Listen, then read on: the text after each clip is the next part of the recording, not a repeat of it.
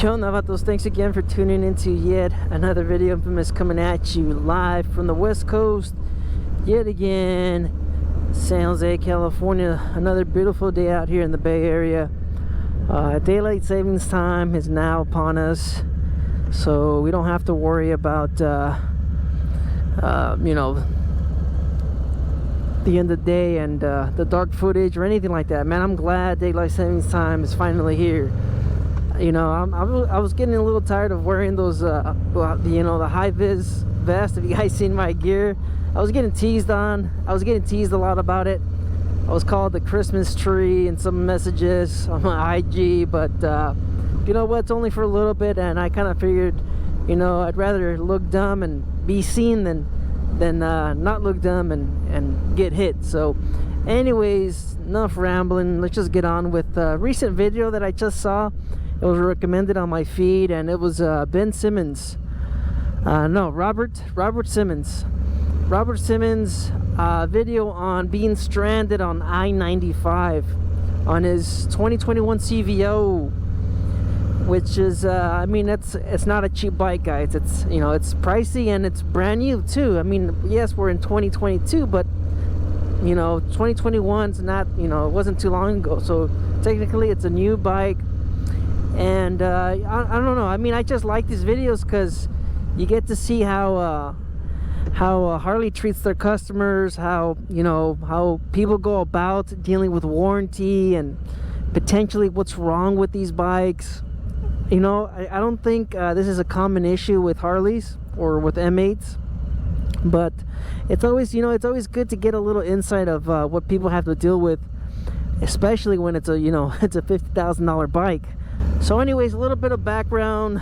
Robert Simmons was riding his bike and it died on him. I believe the first time, you guys would have to see the video, but the first time he was having low voltage, so the bike wanted to shut down on him, and then I believe the second time it completely shut off on him. And he took it to the dealership. He took it to get in and checked, and this is where I kind of just wanted to, I guess, fill in a little bit of information just based off of his own experience. And I don't work at this you know, certain dealer, but I have a lot of experience working as a service writer for dealerships. So, and you can see he was very upset about what happened to him. He got turned away. They told him, you know what, there's nothing wrong with your bike.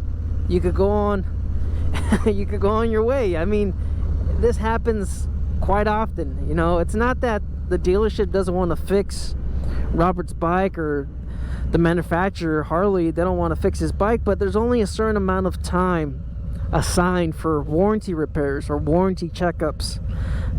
It's not an open book. It's not a blank check or anything like that. There is a limited of time for the mechanic to try to replicate the issue or try to diagnose what is going on or what's wrong with the bike. And like I said, most of the time it's only 1 hour. And 1 hour, it's not that much. I mean, by the time you get the bike from where it's you know, stationed at, and to drive it onto your lift it up, hook it up to the computer, I mean, 1 hour is not enough time, especially for a warranty issue kind of like that, where there's no sensor for it and it's not visually. If you guys see my other video on the three levels of warranty repairs, or the 3 levels of headaches to deal with on warranty repairs, this was one of those ones where it needs more time. You need to replicate exactly what the customer is dealing with.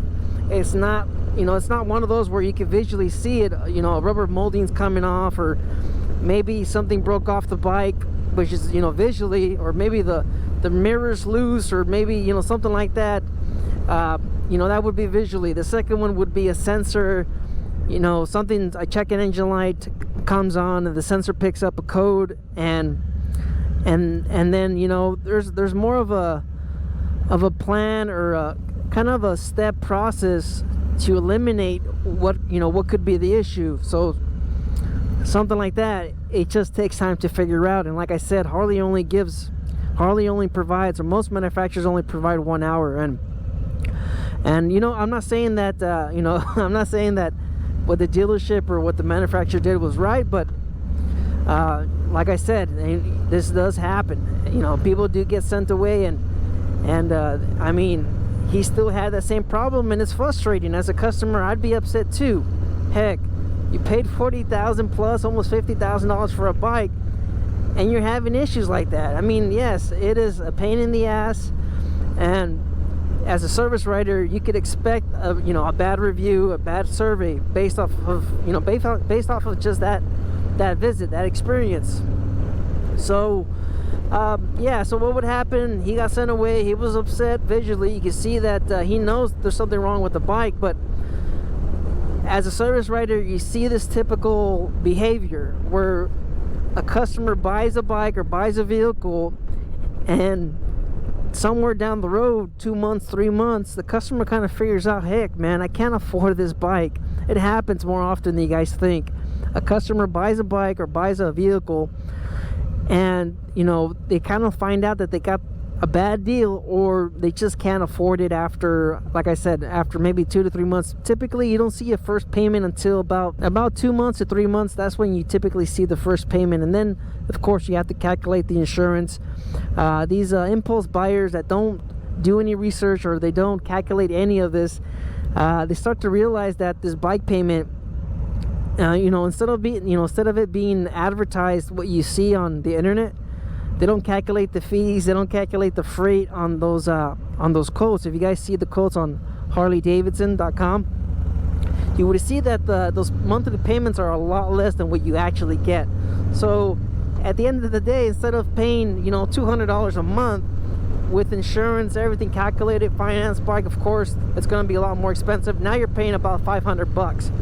And what happens is people are dishonest, and they'll say there's something wrong with the bike, and they'll try to get out of that deal with the lemons law. California, they have a lemon law. I'm not going to get into the details, but this is one of the ways where some riders, some buyers try to get out of a bad deal. So like I said, I'm not saying, you know, Robert did this, but it's something, you know, to kind of expect. And it happens more often than you think. And a friend of mine just, you know, they just went through this exact same thing. So anyways, getting back on topic. So what happens? Yeah, 1 hour is assigned. They couldn't replicate the problem. And like I said, 1 hour to test ride, to diagnose, to put the bike on the lift, look for codes, look for, you know, clues and details. It's just not enough time. And the mechanic's not going to work on it for free. And you guys are saying, you know what, the mechanic's getting paid hourly, so that's BS. Well, the truth is, that job's only going to pay 1 hour. So he could spend 6 hours on that job. He's only going to, I mean, he is going to get paid 6 hours, but he's going to be in the negative on his efficiency and on his report. And that might, you know, that might look bad when it's time for him to get a raise, or for him to kind of get evaluated on his performance. So that looks bad, all right? And the mechanic's not going to be working on it for free in another sense, where he could be performing other work orders that pay more than that warranty issue. Some work orders will pay 3 hours depending on what it is, and most mechanics can typically finish these in about an hour or 2 hours depending on the job. So there's mechanics that can work an 8-hour shift and turn out 12 hours worth of work, and they get paid for those 12 hours.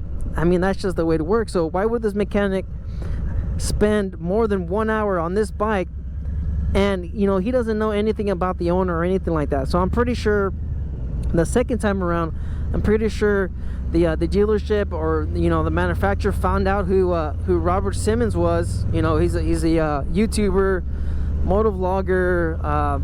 I believe he teaches people how to ride bikes. So I believe the second time around they took him a little bit more serious. But I don't know. I mean, if it was you or me, someone that doesn't have a lot of influence, or someone that doesn't have a huge following, I mean, it could have been different. It could have been very different. But luckily for him, his second time around, they left it over for a few weeks. I remember from the video, he said he left the bike for 2 weeks. Now, some of you guys are wondering, man, 2 weeks just to figure it out? Well, technically, I'm pretty sure this is probably what happened. I'm pretty sure for those 2 weeks, the mechanic wasn't on that bike you know, on and off on that bike for 2 weeks. I'm pretty sure Harley assigned a limited amount of hours, and what we used to do at my shop, we would run errands on customers' vehicles and try to see if we could replicate those same problems or that same issue. So I'm guessing they were probably running errands on his bike. There were probably, I don't know, you know, sometimes we would go on lunch, service writers, mechanics, they would take the bike out. That's, you know, that's how they would get around to, you know, doing more work or providing a little bit more work on the bike without necessarily billing Harley. So like I said, this isn't an open book. Harley's not gonna okay or approve a 2-week repair on, you know, a 2021 Harley. It's not gonna happen. Harley's not gonna, they're not gonna be okay on, you know, paying the dealership, let's say, you know, 2 weeks, 40 hours on checking or finding out what's wrong with the bike. That's, you know, it's not realistic. It ain't. So Harley's not gonna do that. And like I said, the dealership, they're not gonna be paying either out of their pocket. So I don't know, maybe, like I said, maybe his influence had a little bit to do with it, but I'm glad they were able to figure it out. And it's just one of those things. I mean, if you guys saw what it was like a minor connection due to the heat. That's what caused the main issue. Man, I mean, it's something really specific, and it's something that you have to just take your time with. Take parts off of you know, another bike and put those on, and it, you know, it's just, Harley's not gonna pay enough to get that sorted out. So I'm glad they figured it out, and I'm glad, you know, his bike is back tip top after 2 weeks of not having that beautiful bike. I'm glad they were able to figure it out, and you know, instead of playing this game of take the bike back and bring it back and then getting it towed, and then you run the risk of getting it dropped by the tow service or by the tow truck, depending on who it is or if they know how to do it. Man, it's a, you know, it's just a headache. And every time you run a risk of, you know, having, if you guys seen the video, he was having performance issues. He was on a highway, wasn't performing. Now you're putting yourself at risk, you're putting your health at risk with a bike that you just don't know. You know, it might just be unreliable, and depending on your surroundings, you might have to be able to get on that bike to get out of danger's way. And if the bike's not performing as it should, then, you know, you're putting, like I said, you're putting yourself at risk. So yeah, I guess that's, you know, I just wanted to kind of share my own, you know, 2 cents on that. Even though I don't know all the details, I have a rough idea of what's going on. And I guess it's just kind of like the shade tree video. Sorry, my voice, I need to drink some water or something. It's kind of like that shade tree video where he was having those issues as well with the Ducati. But you know what, that's it. All right, you guys just stay out there, stay safe. Leave your comments down below. Let me know what you guys think of, you know, of the dealership, of the manufacturer of Harley, you know, turning away customers, because like I said, it happens, guys. All right, and I think I explained everything. I think I filled in all the little details of why they sent them away, why you know, customers, some of you guys have already mentioned to me a few times where you guys are dealing with just a nagging issue where you guys are visiting the dealership multiple times, and on a brand new bike, it's just something that shouldn't happen. So don't believe everything you read. Life's a risk. Get out there and ride. Later.